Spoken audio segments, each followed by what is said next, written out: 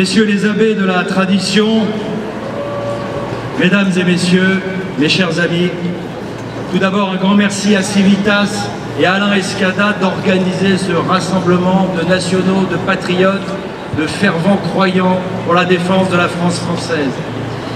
Ce rassemblement aujourd'hui est d'autant plus symbolique que nous allons avec Civitas et le Parti de la France et les comités Jeanne ici présents, nous allons nous engager dans un processus politique de défense de la patrie française dans le cadre des élections législatives qui viennent.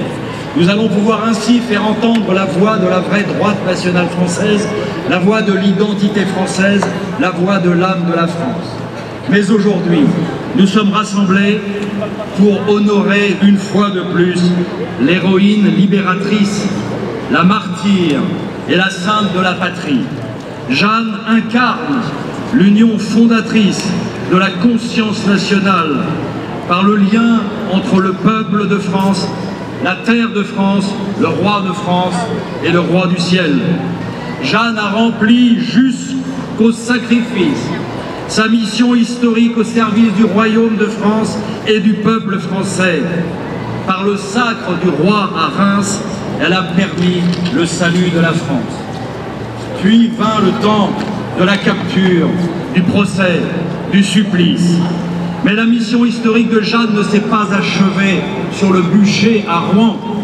Par ses combats, son exemple et son martyre, la mission temporelle de Jeanne est devenue une mission historique et spirituelle qui s'inscrit dans la grande histoire de la France, dans le souffle de vie du peuple de France et de notre France éternelle.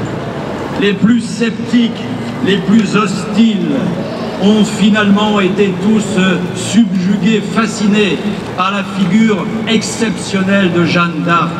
Et j'ai retrouvé deux citations qui ne viennent pas d'historiens de la droite monarchique et catholique, mais de Michelet, qui lorsqu'il a écrit son Jeanne d'Arc en 1841, lui qui était libéral, anticlérical et un propagandiste de la République, écrivait dans son introduction « Souvenons-nous toujours, Français, que la patrie chez nous est née du cœur d'une femme, de sa tendresse et de ses larmes, du sang qu'elle a donné pour nous. » Et quelques mois avant sa mort, en visite dans la maison natale de Jeanne à Domrémy, Jules Michelet écrivait sur le livre d'or « Prussiens, nous étions 2 ans après le désastre de l'affrontement et le désastre militaire de 1870, il écrivait sur le livre d'or « Prussiens qui visitaient cet humble asile tremblaient,